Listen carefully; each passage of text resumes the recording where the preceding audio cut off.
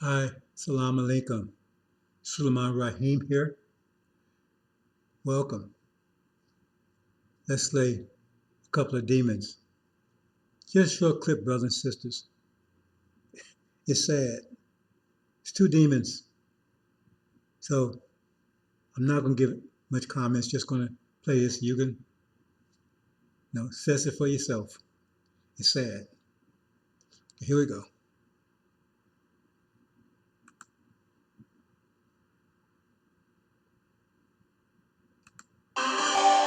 Parents all across the country tonight continuing their pushback against the destructive critical race theory that seeks to indoctrinate American school children with dangerous, hate-filled ideologies.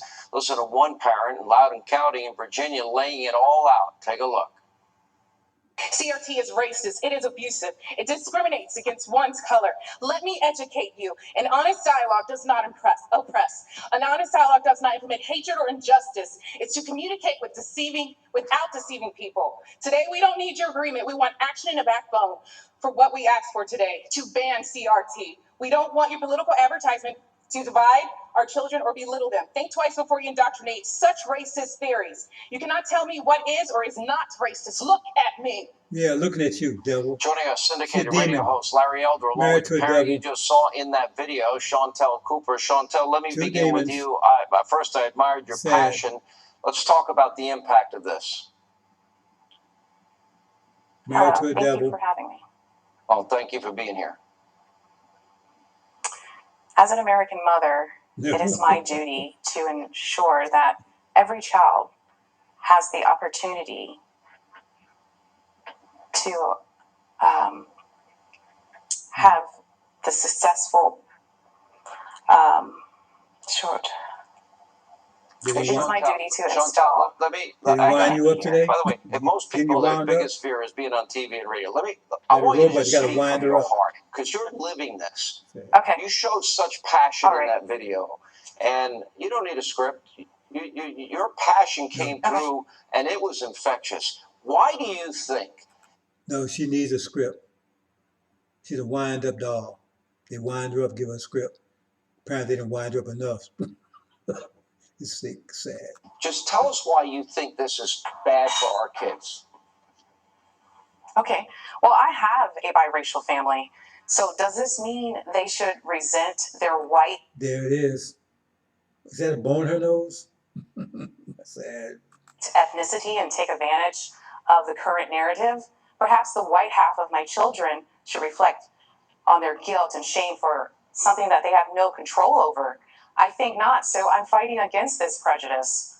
I encourage parents to research CRT. A key word to look out for is equity. Culturally responsive. You went white, then go over with them. You went to go with them. Don't be telling black folks what they should not be doing, what they should be thinking. Don't tell us about our situation. We suffered through slavery and everything else. You went the other way, so stay over there. We hear your garbage. They're sick people. They pull these demons out of there behind. As they said, we're plagued by demons. They said half the blacks in America are demons. Look at it. What's that in the nose? Sick. Framework, culture, competence. If you have any questions in regards to recalling for the CRT, we don't want to know about your website. Critical race theory effectively is teaching white people that they are eternal oppressors and black people that they're eternal victims. And that's not true. No, we're not eternal victims, but they are eternal oppressors. They proved that. I mean, how much proof more than proof you need? But this fool right, he's a demon. So the reason why he doesn't like that, because you're talking about daddy. See, you talking about daddy. You know what he's talking about daddy. See, because he's a demon. He's master child. See, I want you to talk about daddies. That's the problem you have with demons. See, they don't want you to talk about daddy like Farrakhan. He don't want to call daddy a devil. He don't want to call daddy a devil. You see? That's the problem. That's the conflict demons have. They don't want to speak bad about daddy. See? That's what they told Jesus, right, in Mark. Please, no, I don't want to leave the country with y'all. I don't want to leave the country with y'all. I want to stay here with my swine daddies. That's the problem they have. See, that's what they're really saying. Stop speaking bad about Papa. Stop thinking bad about Pastor. That's my daddy. And it's an outrage. I remember when a young man named Barack Obama became president of the United States. There were colored photographs in the front pages of the New York Times and the L.A. Times with black parents saying, for the first time, I can truly tell my kid if he or she works hard, he or she can be anything they want to be. Whatever happened to that? Wait a minute. Who worked hard in us for the last 20 years? Listen, who worked hard in us in the last 20 years in those fields? Right? See, it's bullshit. Oh, if you work hard and keep your nose clean, you get you get to achieve the American dream. Who worked hard in us? I guess we didn't keep our nose clean. I guess that's what we missed. Snotty nosed Negroes. Boy, these people. Ooh. If these critical race cabal would spend a fraction of time telling people to pursue what a left-wing think tank, the Brookings Institution, called the success sequence, we wouldn't be having these problems. Finish high school. Don't have a kid till you get married. Get a job. Avoid the criminal justice system. You will not be poor. Where you get the job? You got to go. Where you get the job from? Oh, that's right. Go to China, because that's where they are. Or go to India, that's where they are. Or go across the border, because that's where they are. So, oh, that's where. Oh, I got it. Lead a country and get a job,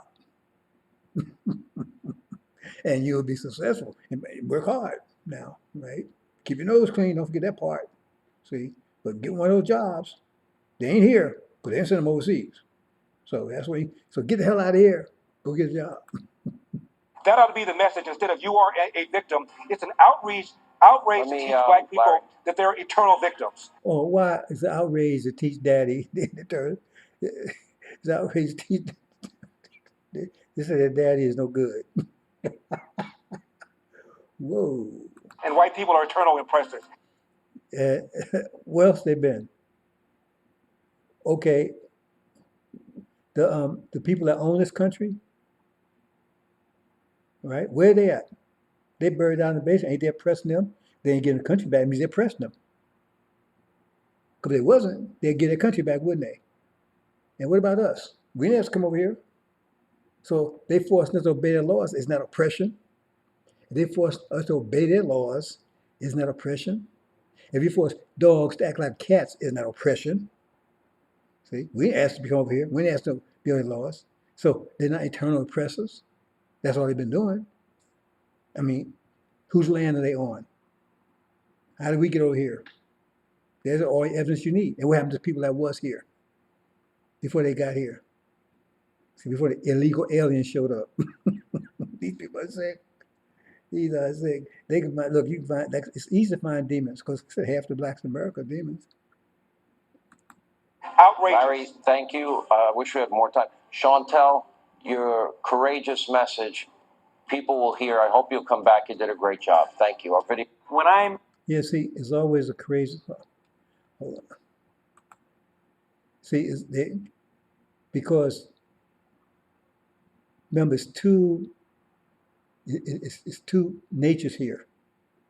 And so if you go to the dark side, then they'll love you. That's why they got there, because they were the dark side. They love them. See, you're courageous because you're saying their message. But see, if you stay over, right, on the bright side, on the true side, oh man, you're ignorant, you're stupid, you're ignorant. You see? So they love them, like it says, if you are of the world, this world will love you. But if you're not of this world, the world will hate you. They love them because they're demons. See? They're master's children. Master let his children be in the house Negroes. See? House Negroes. Because they was his children. Those were the ones working the house. And the preachers. They was his children too.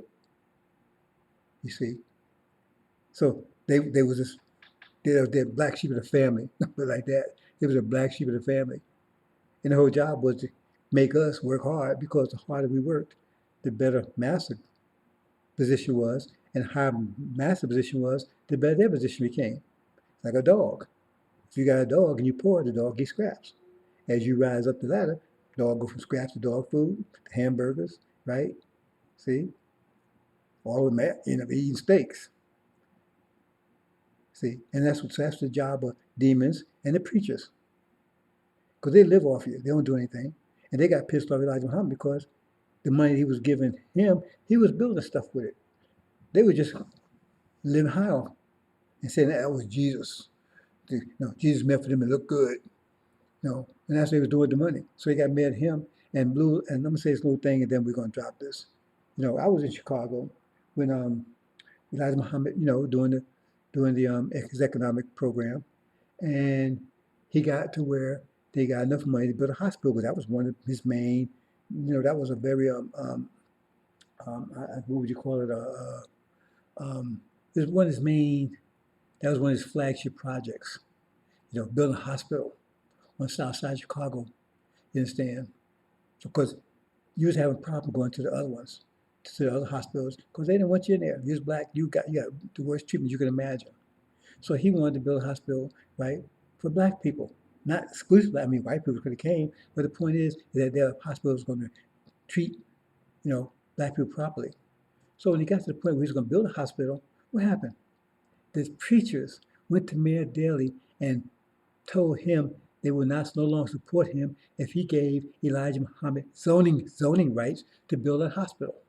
That's what he did. If he gave them zoning rights to build that hospital. Okay? So Mayor Daley did not, because he needed black support. So then once he wasn't able to get zoning rights to build a hospital, then these clowns went around and said, see, I told you he wasn't going to build a hospital. He was just taking that money. That's how these Negroes do.